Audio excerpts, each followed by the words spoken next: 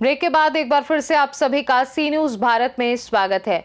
गिरिडीह जिले के प्राकृतिक सौंदर्य को जल्द ही नई पहचान मिलने वाली है। उसरी जलप्रपात, जो अब तक केवल स्थानीय सैर सपाटे का केंद्र रहा है, अब आधुनिक इको टूरिज्म स्थल के रूप में विकसित किया जाएगा। शनिवार 13 दिसंबर को राज्य के नगर विकास, पर्यटन और खेलकूद मंत्री सुदिव्य कुमार सोनू ने 10 करोड़ रुपए की परियोजना का शिलान्यास किया।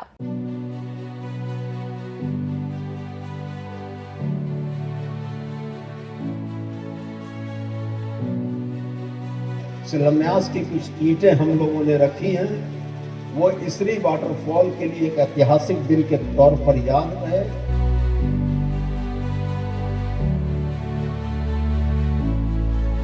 मंत्री सोनू ने कहा कि राज्य सरकार झारखंड के पर्यटन स्थलों को देश विदेश के पर्यटकों के लिए आकर्षक बनाने के लिए लगातार प्रयासरत है। इस योजना के तहत उसरी जलप्रपात क्षेत्र में विस्तृत पार्किंग एरिया, बच्चों के लिए खेल क्षेत्र, वॉच टावर, पिकनिक जोन, आकर्षक प्रवेश द्वार, पर्यटकों के लिए आरामदायक बैठने का स्थान, गेस्ट हाउस और आधुनिक रेस्टोरेंट का निर्माण किया जाएगा। परियोजना के निर्माण में पर्यावरण संतुलन, स्वच्छता, सुरक्षा और प्रकाश व्यवस्था पर विशेष ध्यान दिया जाएगा। मंत्री ने यह भी कहा कि इस परियोजना से गिरिडीह को पर्यटन जगत में नई पहचान मिलेगी और स्थानीय लोगों को रोजगार और व्यापार के अवसर भी प्राप्त होंगे। शिलान्यास समारोह में उपायुक्त रामनिवास यादव, पुलिस अधीक्षक डॉक्टर बिमल कुमार डीएफओ, पूर्वी Manish Tiwari, SDM Shrikant Yashwant Vispute, ranger SK Ravi, SDPO Jeet Vahan Oraon, one रक्षक और अन्य पदाधिकारी उपस्थित रहे। स्थानीय जनप्रतिनिधियों और पर्यावरण प्रेमी ग्रामीणों की भी बड़ी संख्या में मौजूदगी रही। स्थानीय ग्रामीणों ने इस पहल का स्वागत करते हुए कहा कि परियोजना पूरी होने पर क्षेत्र में पर्यटन, कारोबार, सड़क संपर्क और रोजगार के अवसर तेजी से बढ़ेंगे। गिरिडीह के नागरिकों ने इसे जिले के पर्यटन विकास का स्वर्णिम अध्याय बताया। जो पास्ट है, जो इसकी महत्व है, कोलेश्वर जी ने बहुत अच्छी तरह से इसको रखा। यह उसरी की जो पावन धरती है, मैं बताना चाहूंगा कि माननीय मंत्री महोदय के हृदय में हमेशा से निवास करती थी। पहले यहाँ एक बायोडायवर्सिटी पार्क प्रस्तावित था, जो किसी कारण से यहाँ मूर्त रूप नहीं ले पाया, परंतु माननीय मंत्री जी के मन में इस क्षेत्र के लिए चिंता लगातार बनी हुई।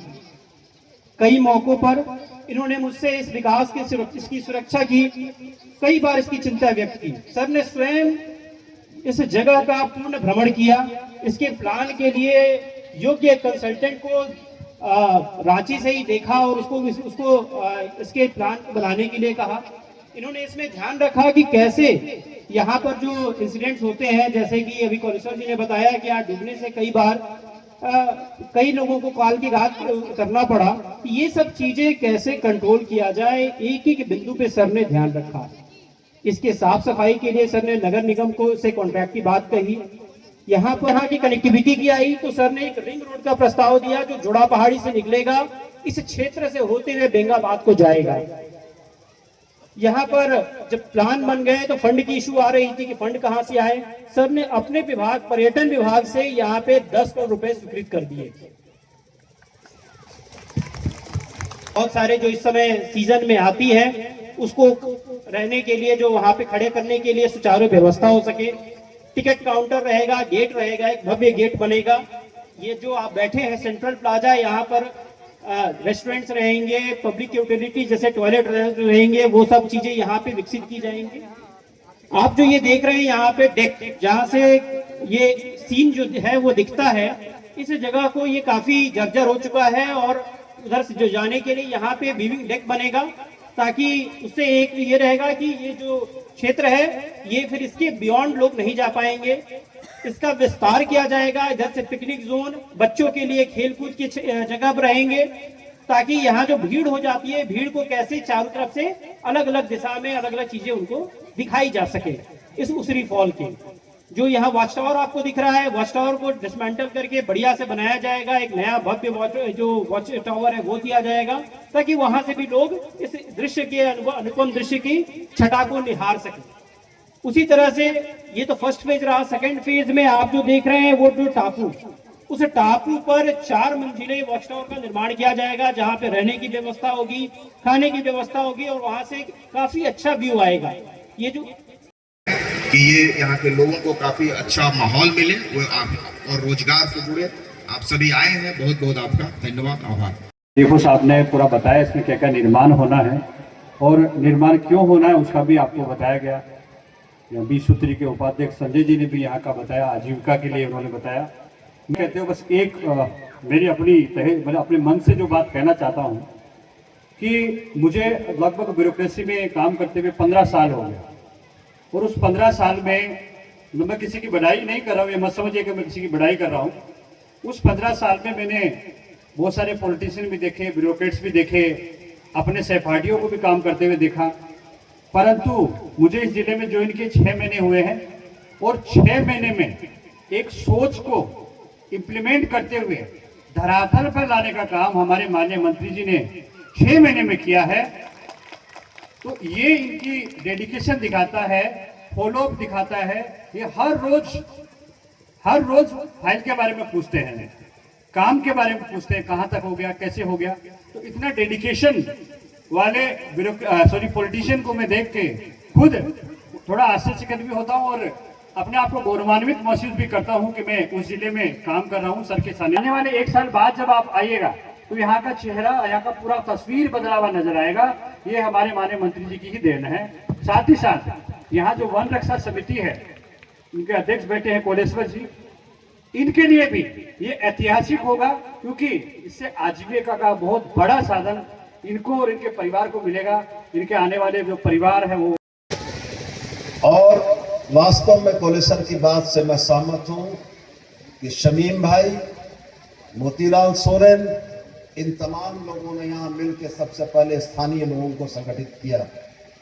मेरे अपने कार्यकाल में मुफस्सिल थाना से बात करके यहाँ की जो स्थानीय समिति थी उसको हम लोगों ने एम्पावर कराया और पिछले 10-15 वर्षों से किसी भी तरह की कोई अप्रिय घटना को हम लोगों ने नहीं सुना।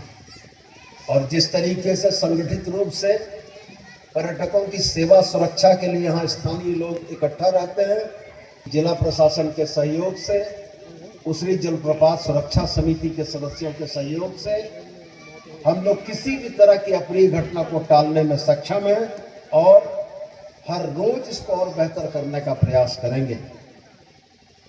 जब यहाँ पर आवासन की सुविधा की बात हुई कि 4 कमरे बनेंगे, उस समय भी हमने डीएफओ साहब को यही कहा था कि हम लोग जॉइंट फॉरेस्ट मैनेजमेंट कमेटी जेएफएमसी को वह काम देंगे कि जेएफएमसी के पुरुष और महिलाएं उस गेस्ट हाउस का संचालन करेंगे।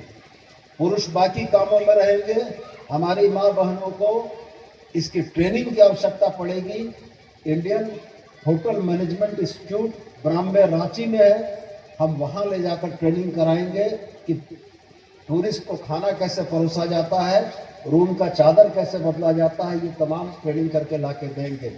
और साथ में एक बात और महत्वपूर्ण हम आपसे जरूर कहना चाहेंगे, सारे समय हम नहीं रह सकते हैं, सारे समय आपके थाना का प्रभारी नहीं रह सकता है, आप रहेंगे। और इस वाटरफॉल और इस क्षेत्र की पर्यटकों की सुरक्षा से लेकर सहूलियत तक की जवाबदारी आप अगर लेते हैं तो आने वाले दिनों में लोग निर्भीक होकर यहाँ आएंगे और यहाँ की व्यवस्था देखकर खुश होकर लौटेंगे। और मुझको पूरा भरोसा है कि उसरी प्रपात सुरक्षा समिति इन कामों को बखूबी अंजाम देगी। और डीसी साहब, हमने रांची में भी बात कर ली है अपने विभाग से, आप नगर निगम के डीएमसी से एक मांग लें कि उसरी जलप्रपात और खंडोली डैम, इस 2 जगहों पर कचरा के निष्पादन के लिए उनकी गाड़ियां चल के आए, उसका पैसा का भुगतान पर्यटन विभाग करेगा।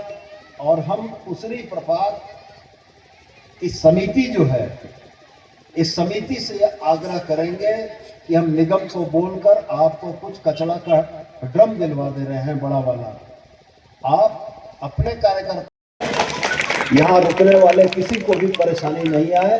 डिपॉजिट हेड से पैसा दे के लाना होगा, लेकिन जरूर यहाँ बिजली हम पहुँचाएंगे। तो हम उम्मीद करते हैं कि आज जो शिलान्यास की कुछ ईंटें हम लोगों ने रखी हैं वो इसरी वाटरफॉल के लिए एक ऐतिहासिक दिन के तौर पर याद रहे और 6-7 महीने के अंदर में तमाम योजनाओं के क्रियान्वयन के बाद हम लोग भी इसको राज्य स्तर का एक बेहतरीन टूरिस्ट स्पॉट के तौर पर विकसित करें। ए ग्रेड में हमने ही इसको पिछले कार्यकाल में डलवाया है, इसलिए टूरिज्म डिपार्टमेंट के पास कोई लिमिट नहीं है खर्च करने की, हम बगैर लिमिट के खर्च कर सकते हैं। और मैं ये मानता हूँ कि हेमंत बाबू के नेतृत्व में झारखंड गिरिडीह से सी न्यूज संवाददाता अमित कुमार की रिपोर्ट।